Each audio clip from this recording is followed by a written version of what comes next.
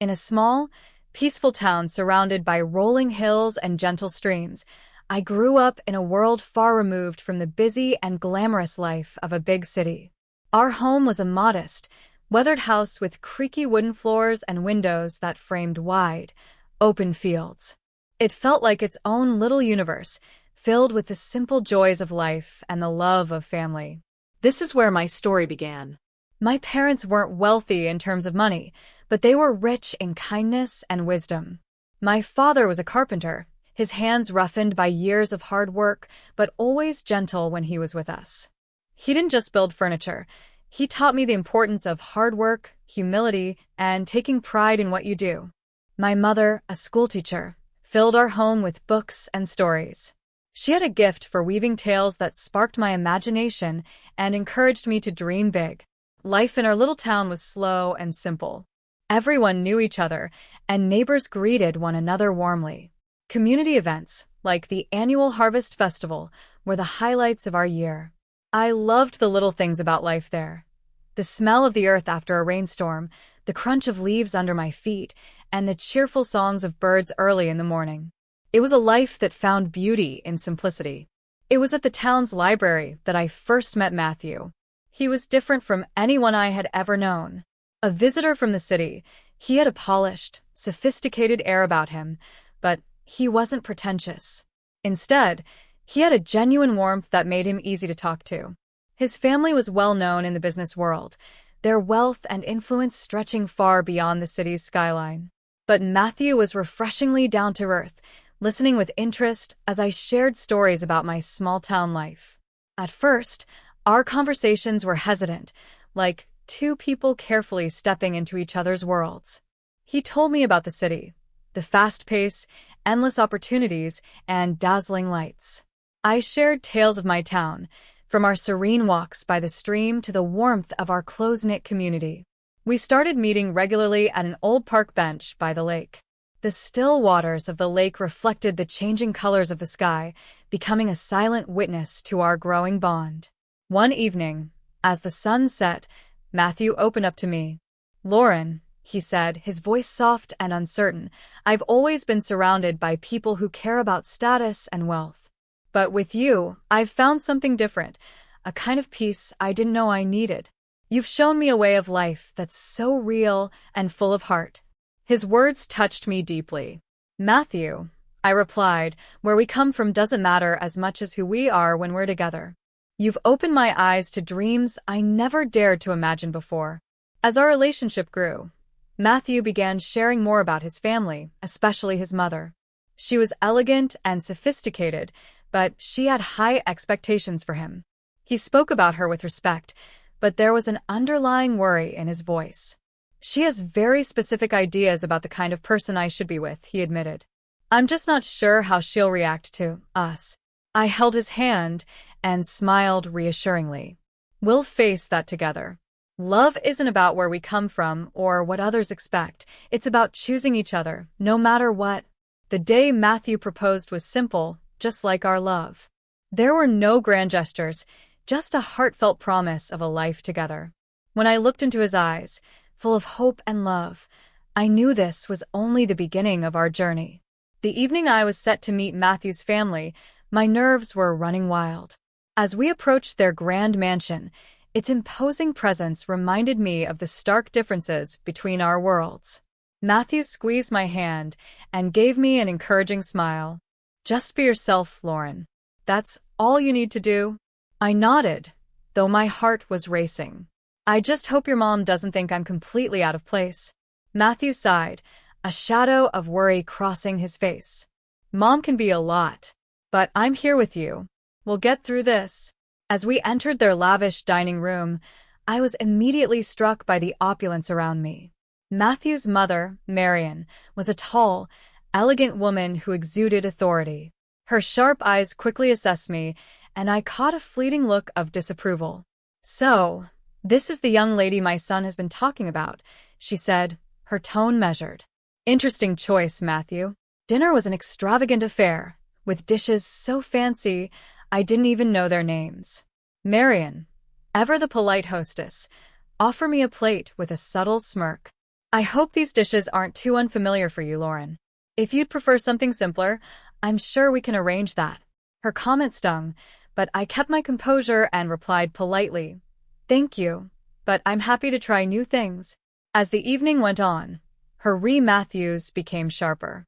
She glanced at my dress, a simple outfit I had carefully chosen, and said, "Is that what passes for evening wear in your town? It must be difficult to find good clothes on a limited budget." Though her words were meant to belittle me, I held my head high. I reminded myself of what Matthew had said, "Just be yourself." I could feel his quiet support as he sat beside me, occasionally squeezing my hand under the table. By the end of the evening, I knew this was just the beginning of a long journey. Winning over his family, especially his mother, wouldn't be easy.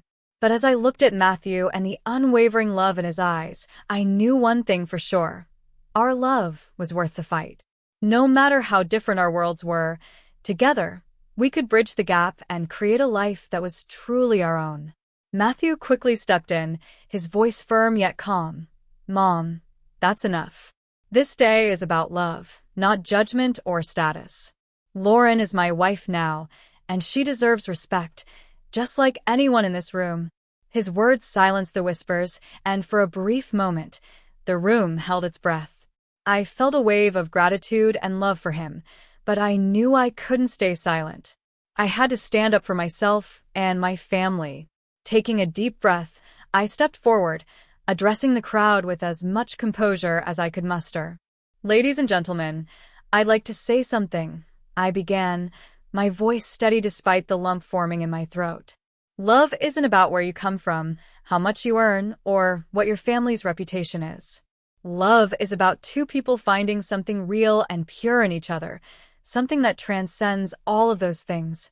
The room seemed to relax as my words sank in. I turned to Marian, meeting her gaze directly. I may not come from wealth or a prestigious family, but I was raised with values that taught me to be kind, hardworking, and respectful of others, no matter their background. I love your son, and I intend to honor and cherish him for the rest of my life. I hope, in time, you can see that I'm not here to take anything away from your family. I'm here to add to it." The silence that followed was deafening. Marian's face showed a mix of shock and, perhaps for the first time, a flicker of respect. Matthew's father, David, stood and started clapping, a warm smile on his face. Soon, others joined in, and the tension in the room began to ease. Matthew reached for my hand, squeezing it tightly as he whispered, "That was incredible, Lauren. I'm so proud of you." The rest of the reception unfolded more smoothly. While Marian remained distant, her biting comments ceased for the remainder of the evening. I could feel the warmth and support of the other guests, many of whom came over to offer kind words and congratulations. My parents, though initially shaken, beamed with pride as they saw me handle the situation with grace. Later that night, as Matthew and I sat together away from the crowd, he wrapped his arms around me. "Lauren, I know my mom made this hard for you, and I'm sorry for everything you've had to endure. But today, you showed everyone your strength, and I couldn't be more in awe of you." I rested my head against his shoulder, feeling a mix of exhaustion and relief. "It wasn't easy," I admitted. "But what matters is that we're together. We'll face whatever comes next, as long as we have each other." The days following the wedding brought gradual changes. Marian remained reserved, but her sharp Matthews softened over time. David, on the other hand, became a constant source of support, often reaching out with kind words and encouragement. Matthew and I focused on building our life together, determined to show that love and commitment could overcome even the toughest challenges. As the weeks turned into months, I found myself more and more at ease in my new role as Matthew's wife. While some obstacles remained, I knew that with patience, love, and determination, we could face them together. My story wasn't just about overcoming judgment or fitting into a new world. It was about finding strength in love and proving that, against all odds, true connection could bridge even the widest of gaps. Matthew's father, David, looked at her with a mixture of disappointment and resolve. "Grace, this isn't about punishment. It's about fairness and accountability. For too long, you've taken for granted the privileges this family provides without showing the gratitude or respect that should come with it. It's time for a change. Grace's face flushed with indignation, but she seemed to understand there was no arguing her way out of this. She turned to Mr. Edward, her voice trembling slightly. "You can't do this. Everything I've done has been for this family." Mr. Edward, calm but unyielding, replied, "Then prove it. Show us that you value more than appearances and status. Prove that you're willing to contribute, to support the people who make this family strong. Like Lauren, who has shown grace and strength beyond anything I've seen from you." The room fell silent. Grace's usual composure was shattered, replaced by a stunned and almost defeated expression. For the first time, she seemed to realize the depth of her missteps. Matthew's hand found mine, squeezing it gently as a gesture of solidarity. I could feel his love and pride radiating through that small act, and it gave me the courage to speak up. "I appreciate the apology, Grace," I said softly. "But this isn't just about me. It's about what kind of family we want to be. I hope, in time, we can move past this and build something better together." Grace avoided my gaze, but gave a slight nod, her expression unreadable. I knew it would take time for her to truly change, but this was a start. As the meeting ended, the tension in the room began to dissipate. Guests filtered out, offering kind words to me and Matthew as they left. Mr. Edward lingered for a moment, pulling me into a warm embrace. "Lauren, you've shown more strength and patience than many would have in your situation. You belong in this family, and I couldn't be prouder to call you one of us." Her words brought tears to my eyes. "Thank you," I whispered. "It means so much to hear that." Matthew and I left the house that evening feeling a sense of closure and hope. While Grace's actions had cast a shadow over the wedding, Mr. Edward's bold defense and the family's acknowledgement of the situation had brought a clarity and balance that felt like a fresh start. In the weeks that followed, the family dynamics began to shift. Grace, now without her financial safety net, was forced to confront the reality of her actions and find a new way forward. It wasn't an easy transition, but it brought a humility that softened her edges. Slowly, she began to approach me with a tentative respect, though our relationship remained cautious. Meanwhile, Matthew and I focused on building our life together. The challenges we had faced only strengthened our bond, and we were determined to create a family rooted in love, kindness, and respect. Mr. Edward remained a constant presence in our lives, her wisdom and warmth a guiding force as we navigated the complexities of family life. Looking back, I realized that while our wedding day hadn't been the fairy tale I had envisioned, it had been a turning point, a moment when I found my voice, when Matthew and I stood united, and when the true values of family were laid bare. It wasn't the start I expected, but it was the beginning of a life filled with resilience, love, and hope. As Matthew and I returned from our honeymoon, the air felt lighter, though there was an unspoken tension as we anticipated what awaited us. The car ride was quiet, both of us wrapped in thoughts about the drastic changes in Matthew's family. The serene beaches and sunsets we had enjoyed seemed like a distant memory as we pulled into the driveway of his family home. Inside, we were greeted by his grandmother, Mr. Edward, who stood in the doorway with a knowing smile. "Welcome back, you two," she said warmly. Her tone was light, but her eyes carried a seriousness that hinted at the shifts that had occurred in our absence. Matthew was the first to speak. "Where's Mom?" he asked, glancing around the familiar yet noticeably calmer house. Mr. Edward took a deep breath, her smile softening. "Well, Grace is no longer living here. After you left, she caused quite a commotion, demanding I reinstate her financial support. When I refused, she decided to leave. She's moved into a small apartment and, from what I hear, is actively looking for a job." The weight of her words settled over us like a heavy blanket.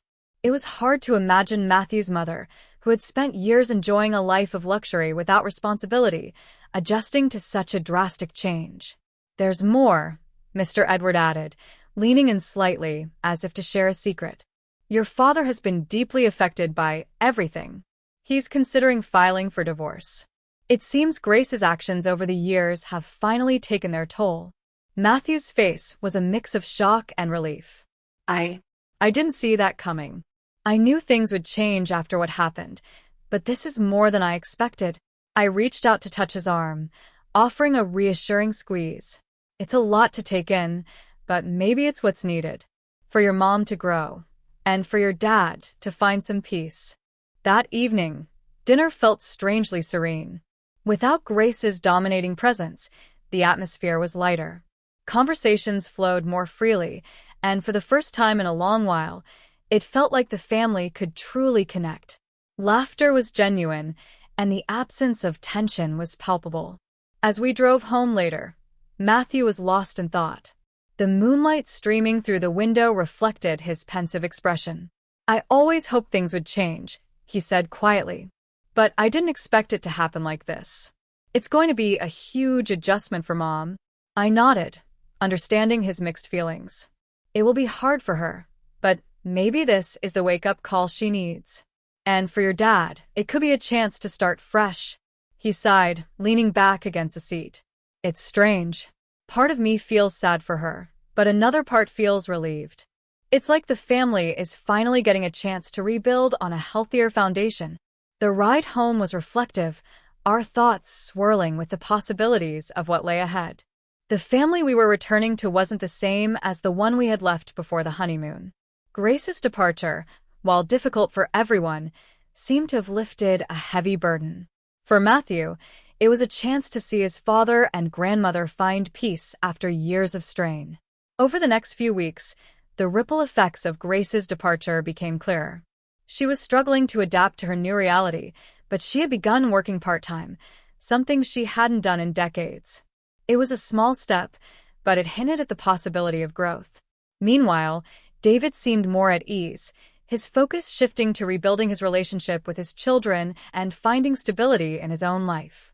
Matthew and I supported each other through it all, drawing strength from the love and unity we had found on our honeymoon. The challenges we had faced together only solidified our bond, and we felt ready to tackle whatever came next. One evening, as we sat on our porch watching the sun dip below the horizon, Matthew turned to me with a thoughtful expression. Everything that's happened, my mom, the wedding drama, all of it, it's made me realize just how lucky I am to have you. You've handled everything with so much grace. I don't know what I'd do without you. I smiled, feeling the warmth of his words. Matthew, we've faced so much already, but it's only made us stronger. Whatever happens, as long as we're together, we'll be okay. The future was uncertain, but it no longer felt daunting. Change, though difficult, had opened the door to something better. A family learning to heal, a couple growing closer, and a life built on love and resilience. Together, Matthew and I were ready to embrace whatever came next, confident that we could face it hand in hand.